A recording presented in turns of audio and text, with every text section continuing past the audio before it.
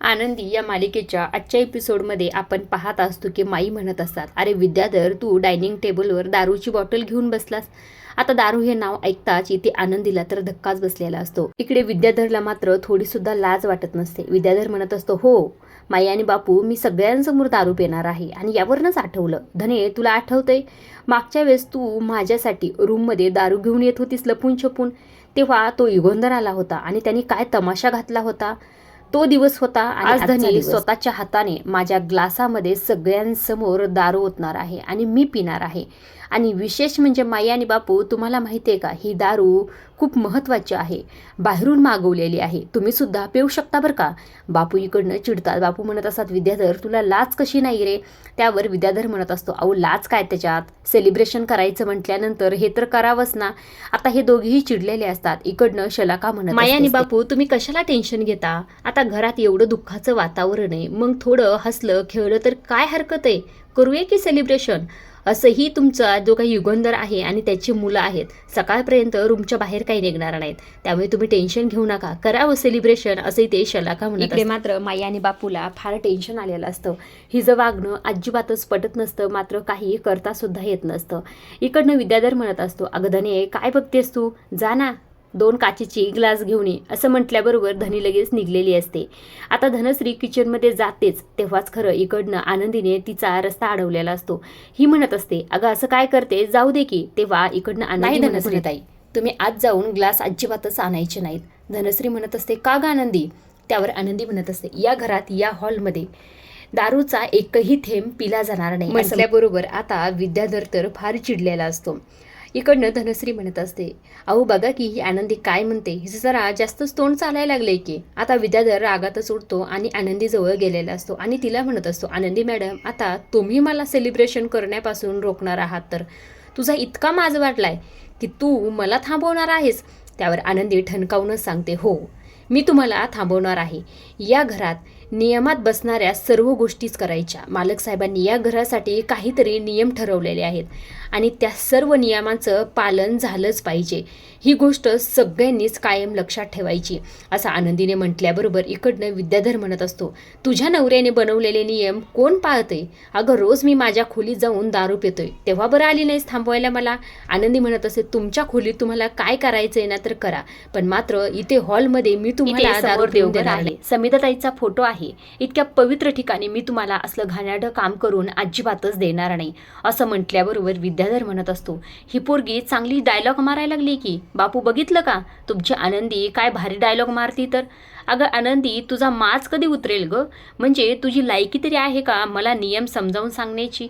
अगं तुझ्या नवऱ्याने तुला खोलीतून बाहेर काढलं, तुझ्या मुलांनी त्यांच्या आयुष्यातून तुला बाहेर काढलं, तरीसुद्धा तुझा माज उतारला नाही आणि मला नियम शिकवायला निघालीस, असंही ते विद्याधर. त्यावर आनंदी सुद्धा ठणकावूनच सांगते, हो शिकवणार मी तुम्हाला नियम. कदाचित ते सगळेजण माझा तिरस्कार करत असतील, कदाचित माझी तीच लायकी असेल, पण याचा अर्थ असा नाही की मी माझे कर्तव्य विसरेल आणि मालक साहेबांच्या प्रत्येक कर्तव्याचं पालन करणं ही सुद्धा माझी जबाबदारीच आहे, असंही ते आनंदी ठणकावून सांगत असते. विद्याधर तिला म्हणत असतो, गप्रे बाजूला व्हा म्हणतोय तुला आनंदी, जाग धने 2 ग्लास घेऊन ये. मात्र आनंदी अजिबातच जाऊन देत नसते. इकडनं माई सुद्धा म्हणत असा, अरे विद्याधर, आनंदी बोलते ते अगदी बरोबर आहे, या घरात दारू कुणीही पिणार. बापू सुद्धा म्हणू लागलेले असतात, बरोबर आहे तुझं, जंगलातला वाघ जरा काय जखमी झाला की तुमच्यासारखे लांडगे उड्या मारायला लागतात. इकडे लगेच शलाकाला राग आलेला असतो. शलाका म्हणत असते, बापू तुम्ही काय बोलताय. इकडनं आनंदी ठणकावून म्हणत असते, एवढीच तुमच्यात हिंमत आहे ना तर मालक साहेबांच्या समोर दारू पिऊन दाखवा, असं म्हटल्याबरोबर या विद्याधरचा पारा चढलेला असतो. विद्याधर म्हणत असतो, तुला माझी हिंमत बघायची ना, थांब, तुला माझी आज हिंमतच दाखवतो, असं म्हणून ते डायनिंग टेबलकडे येतो. ती दारूची बॉटल हातात घेत असतो. इकडे माई आणि बापू त्याला थांबवण्याचा प्रयत्न करत असतात. अरे विद्याधर काय करतोस तू, तुला थोडीही कशी लाज वाटत नाही. मात्र हा विद्याधर अजिबातच ऐकत नसतो. तो तोंडाला बॉटल लावतो, मात्र परत थांबतो आणि म्हणत असतो, थांबा थांबा, तुम्हाला आणखी थोडी मज्जा दाखवतो, असं म्हणून आनंदीकडे जातो. आता सगळेजण घाबरलेले असतात, नेमकं हाय काय करेल म्हणून. इकडनं धनश्री सुद्धा म्हणत असते, अहो तुम्ही काय करताय. मात्र हा विद्याधर तिच्यावरच ओरडलेला असतो. तिला म्हणत असतो, धने तुला बाजूला हो म्हटलंय ना आणि लांब जायचं, असं म्हटल्यानंतर धनश्री सुद्धा घाबरतच बाजूला निघून जाते. आता विद्याधर तिच्या जवळ जातो, तिच्या अंगावर आता लगेच बॉटल धरतो. इकडनं माई आणि बापू सुद्धा घाबरलेले असतात. माई म्हणत असं, अरे विद्याधर तू काय करतोस हे सगळं काही. मात्र विद्याधर विद्याधर अजिबातच ऐकायला तयार नसतो. इकडे आनंदीला काय चाललंय हे अजिबातच कळत नसतं. विद्याधर जेव्हा तिच्या अंगावर दारू टाकतो आणि तिचं अंग ओलं होतं तेव्हा मात्र आनंदीला कळलेलं असतं की ह्या विद्याधर इतक्या खालच्या थराला जाऊ शकतो याच्या अपेक्षा खरं घरच्यांना कोणालाच नसते.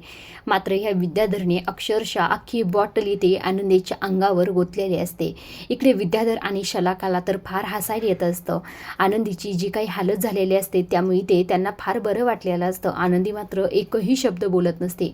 विद्याधर म्हणत असतो, आत्ता मला नियमाची भाषा शिकवत होतीस ना तू, आता कळले का नियम? या घरात दारू प्यायला मनाई आहे, पण दारूने आंघोळ करायला तर अजिबातच मनाई नाही ना. विद्याधर जोरजोरात हसत असतो. इकडनं माई आणि बापूंना फार राग आलेला असतो. बापू म्हणत असतात, विद्याधर बस कर आता तुझं, तुला लाज कशी वाटत नाही हे सगळं काही करताना. आता हे दोघीही बोलू लागलेले असतात तेव्हा मात्र इकडनं शलाकामध्ये पडते आणि म्हणत असते, माई आणि बापू तुम्ही अजिबातच आज तिची बाजू घ्या. या आनंदीमुळे या घरात एवढं मोठं वादळ आलं. माझ्या सख्या बहिणीच्या मुलांना एवढा त्रास झाला. एक मावशी म्हणून मी हिला अजिबातच कधी माफ करणार नाही. त्याची शिक्षा तर मी तिला देणारच. असं म्हटल्याबरोबर माई म्हणत असतात, तुला मावशीपणाचा फारच पुळका आलाय ग. त्यावर इकडनं जी काही शलाका असते ती म्हणत असते, माई तू विसरू नकोस मी तुझीच पोरगी आहे.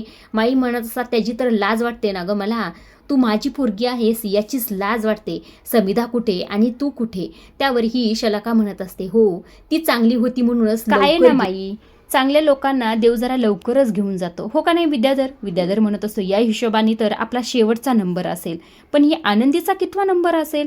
या आनंदीचा तर मला वाटते पहिलाच नंबर असेल, कारण की हिला चांगलं वागायची जरा जास्तच हौस आली. असं म्हटल्याबरोबर आता इकडे शलाका आणि हा विद्याधर दोघे हसायला लागतात. आनंदी मात्र एकही शब्द बोलत नसते आणि ते शांत उभा असते. आता विद्याधर लगेच धनश्रीला म्हणत असते, ए धने माझं ताट वरती घेऊन ये, असं म्हणून तिच्या हातात बॉटल देतो आणि तिथून निघून जातो. आता धनश्री सुद्धा तिच्या पाठोपाठ गेलेली असते. आता इकडे माई आणि बापू आनंदीकडे पाहत असतात. तिची अवस्था त्यांना अजिबातच बघवत नसते आणि त्यामुळेच तिच्या काळजीपोटी तिच्याकडे जात असतात. तेव्हा मात्र या शलाकाने त्यांना थांबवलेलं असतं आणि स्वतः त्या आनंदीकडे गेलेली असते आणि तिच्या जवळ जाऊन तिला म्हणत असते, काय वास येतोय ना घाणेरडा तुझ्या अंगात, असं म्हणून तिला हिनवण्याचं काम करत असते. आनंदी मात्र तिच्या चेहऱ्याकडे पाहतच असते. एवढ्यावरच शलाका थांबत नाही. तिला म्हणत असते, आज चक्क युगंधर लिंबाळकरांच्या धर्मपत्नीने म्हणजेच आनंदी लिंबाळकरांनी दारूने आंघोळ केली. हा नियम तुला बरं नाही ग लागू? ज्या युगंधर लिंबाळकरांनी कधी दारूचा घोट सुद्धा घेतला नाही त्याच्या बायकोने चक्क आज दारूने आंघोळ केली. पण हे सगळं काही फक्त तुझ्यामुळे झालं ग. तुझा शहाणपणा आणि तुझं जे तोंड आहे का चालवायची सवय, त्या सगळ्या गोष्टीमुळे तुझ्यावर ही वेळ आली. आणि असंच जर तोंड चालवलंस, असाच जर शहाणपणा करत राहिलीस ना, एक दिवस असा येईल की तुझा नवरा नाही तर तुझा तो लाडका पृथ्वी, दोघांपैकी एकाला स्वतःचा जीव गमवायला लागेल. मग कळेल की या घरात तुझी नेमकं किंमत काय आहे. असंही ते शलाका म्हणत असते. आनंदीला तर नेमकं काय करावं हे. इकडे दुसऱ्या बाजूला रात्र भरपूर झालेली असते, मात्र तिन्ही मुलं आणखी जागीच असतात. इकडे पृथ्वीला तो सगळा घडलेला प्रकार आठवत असतो. त्याच्या डोळ्यासमोर येत असतं की कशा प्रकारे युगंधरने त्याच्या कानाखाली वडली. इकडे प्रांजल सुद्धा कॉफी पीत बसलेला असतो. पृथ्वी म्हणत असतो, अरे प्रांजल किती कॉफी पिणार आहेस आणखी? अरे रात्रीचे 2 वाजलेत, बस कर दोघी झोपा बरं आता. असं म्हटल्याबरोबर प्रांजल म्हणत असतो, नाही मला येत झोप. डोळे मिटवले की ते सगळं काही आठवतं. आज आपल्या बाबाने आपल्यावर हात उघडला, त्या आनंदीमुळे आज आपल्यासोबत असे आपले बाबा वागले. आजपर्यंत आपण एवढं त्यांच्यावर प्रेम केलं, त्यांचा प्रत्येक शब्द पाळला आणि आज ते आपल्यासोबत असे वागतील अशी मला अजिबातच अपेक्षा नव्हती. आपल्याच घरात आज मला परकं वाटतंय रे दादा, असंही ते प्रांजल रडतच म्हणत असतो. इकडनं मिताली सुद्धा आनंदीची एवढी हिंमत की तिने आपल्या बाबांच्या मनात विष पेरलं. मला तर वाटतंय त्या आनंदीला आत्ताच जावं आणि मारावंच, असंही ते चिडतच म्हणत असते. पृथ्वी म्हणत असतो, मिताली तू शांत हो. त्या आनंदीमुळे स्वतःला त्रास करून अजिबातच घेऊ नको. तिचा आणि आपला काही संबंध नाही, तू काळजी करू नकोस. तिला कशा प्रकारे आपल्या आयुष्यातून काढायचं हे मला चांगलंच माहीत आहे. तुम्ही शांत व्हा बरं आणि झोपा बरं दोघे पण. असं म्हटल्यानंतर आता प्रांजल म्हणत असतो, एवढं सोपं वाटतं का रे दादा तुला? अरे मला झोप जेव्हापासून ह्या सर्व गोष्टी होतात तेव्हापासून डोळ्या झाकला की असं वाटतं की छातीवर कुणीतरी माझ्या मोठा दगड आणून ठेवलाय. नाही झोप लागत दादा मला आणि मला नाही विसरता येईल हे सगळं काही. असंही ते प्रांजल रडतच म्हणत असतो. आता प्रांजलची ही अवस्था पाहून पृथ्वीला आणि मितालीला तर फार वाईट. इकडे दुसऱ्या बाजूला सुद्धा युगंधरला अजिबातच झोप लागत नसते. त्याचा डोळ्याला डोळा लागत नसतो. तो फक्त इथे रूममध्ये फेऱ्या मारत असतो. त्याला पृथ्वीचं सगळं बोलणं आठवत असतं. पृथ्वीने कशा प्रकारे त्याला सर्व गोष्टी विचारलेल्या असतात, कशा प्रकारे आरोप केलेले असतात आणि युगंधरने कशा प्रकारे त्याच्या कानाखाली वडलेले असते. त्याला स्वतःचा सुद्धा राग येत असतो, कारण की त्याने पृथ्वीवर हात उचललेला असतो. या सर्व गोष्टीचा त्याला तेवढाच त्रास. एवढंच नाही तर आता युगंधरला विद्याधरचं बोलणं सुद्धा आठवत असतं. विद्याधरने एक नाही असे अनेक त्याच्यावर आरोप केलेले असतात, मुलांना भडकवण्याचं काम केलेलं असतं. ते सगळं काही त्याला आठवत असतं आणि त्याला त्रास होत असतो. तो स्वतःला त्रास करून घेत असतो. हे सगळं काही मी कसं निस्तारू आणि काय करू त्याला हेच कळत. तो एकटक समिधाच्या फोटोकडे पाहत असतो. त्याला समिधाची आज फार आठवण येत असते. आज मुलांना आणि या घराला मी कसं उभा करू हेच त्याला कळत नसतं. इकडे दुसऱ्या बाजूला आनंदी सुद्धा आणखी झोपलेली नसते. तिच्या सुद्धा डोळ्याला डोळा लागत नसतो. तिला सुद्धा या सर्व गोष्टीचं तेवढंच टेन्शन आलेलं असतं. इकडनं छायाताई आलेले असतात. छायाताई म्हणत असतात, आनंदीताई चला ना आता झोपायला, फार उशीर झालाय हो. आनंदी म्हणत असते, नाही हो छायाताई नाही, तुम्ही मुलांकडे जा बरं, त्यांना काही हवंय का बघा. छायाताई म्हणत असतात, तुम्ही स्वतःकडे का लक्ष देत नाही, तुमची स्वतःची अवस्था पहा ना काय झाली, तुम्ही ह्या सगळ्यांचं टेन्शन घेऊ नका बरं. म्हणत असते, छायाताई माझी तुम्ही काळजी करू नका, तुम्ही जा मुलांकडे, त्यांना काही हवं असेल तर द्या.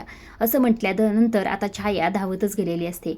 आता रूममध्ये डोकावून पाहते तर काय, तिन्ही मुलं तशीच बसलेली असतात. एकाचाही डोळ्याला डोळा लागलेला नसतो. तिन्हीही अक्षरशः डोक्याला हात लावूनच बसलेले असतात. हे पाहून तरी ते छायाला फार टेन्शन आलेलं असतं. छाया धावतच जाते आणि इकडे मालक साहेबांच्या रूमकडे सुद्धा आलेले असते. मालक साहेब सुद्धा इथे शांत बसलेले असतात. ते सुद्धा आणखीही झोपलेले नसतात. जेव्हा ही छाया पाहते तेव्हा तिला फार वाईट वाटलेलं असतं. आता इथे मालक साहेबांचा मोबाईल सुद्धा खालीच पडलेला असतो, जो आनंदीला बोलताना त्यांच्या हातातून खाली पडलेला असतो. आता छाया तो मोबाईल उचलते आणि इकडे छाया किचनमध्ये आल्याबरोबर आनंदी विचारत असते, छायाताई सगळं काही ठीक आहे ना. त्यावर छाया म्हणत असते, काही ठीक नाही आनंदीताई, अहो कुणीही झोपलेलं नाही, सगळ्यांच्या रूमच्या लाईट सुरूच आहेत. आणखी या शलाका मॅडममुळे आणि विद्याधर सरांमुळे खरं तर आज सगळ्यांची झोप उडाली. ऐकल्यानंतर तर आनंदीला खूप मोठा धक्का बसलेला असतो. आणखी तिचं टेन्शन वाढलेलं असतं. इकडनं छाया म्हणत असते, हा मोबाईल मालक साहेबांच्या रूमच्या बाहेर होता, टेन्शनमुळे त्यांना खरं कळालं. त्यावर आनंदी म्हणत असते, छायाताई माझ्याकडे द्या तो मोबाईल.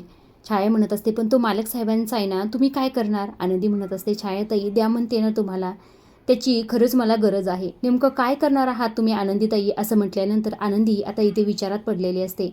आता इथे छायेने आनंदीच्या हातात मोबाईल ठेवलेला असतो. आता आनंदी नेमकं या मोबाईलचं काय करणार आहे आणि त्याचा काय फायदा होणार आहे ते तर आपल्याला पुढेच पाहायला मिळेल. इकडे बाहेर पाऊस सुरू असतो, जोराच्या विजा चमकत असतात. आनंदीला कळत नसतं नेमकं हे काय चाललंय. आनंदी आता समिधाताईच्या फोटोकडे आलेली असते. समिधाताईच्या फोटोसमोर हात जोडून म्हणत असते, समिधाताई मला माफ करा, तुमच्या मालक साहेबांना आणि तुमच्या मुलांना खूप त्रास होतोय आणि हे सगळं काही फक्त माझ्यामुळे होतंय, त्यामुळे त्यांना शांत झोप सुद्धा लागत नाही. आज तुमच्या आधाराची फार गरज. समिधाताई मला आज तुमची फार गरज आहे. मालक साहेबावर आणि तुमच्या पोरावर मायेची छाया धरा ना, माझी मदत करा ना समिधाताई, तुम्हीच हे सगळं काही करू शकता. असंही ते आनंदी हात जोडूनच आणि रडतच म्हणत असते. आजच्या पुरतं एवढंच. मात्र पुढील भागात आनंदीने खूप धक्कादायक निर्णय घेतलेला असतो, तो म्हणजे घर सोडून. मध्यरात्र झालेली असते, मालक साहेब झोपलेले असतात. आनंदी त्यांच्या रूममध्ये आलेली असते आणि म्हणत असते, मालक साहेब आपलं लग्न जर या घरात वादळ आणणार असेल, तुमच्या बापलेकामध्ये दुरावा निर्माण करत असेल तर मी हे घर सोडून गेलेलीच बरं. असं म्हणून आनंदीने आता एवढा मोठा कठोर निर्णय घेतलेला असतो आणि घराचा उंबरठा ओलांडलेला असतो. पण मात्र बाहेर येताच चमत्कार झालेला असतो. तुळशी मातेच्या रूपातच इथे समिधाने आनंदीचा पदर धरलेला असतो आणि तिला थांबवण्याचा प्रयत्न करत असते. आनंदी नेमकं कुठला निर्णय घेते हे पाहण्यासारखंच आहे. आजच्या पुरतं एवढंच. अशा डेली मालिकेचे अपडेट जाणून घ्यायचे असतील तर चॅनलला जरूर सबस्क्राईब करा.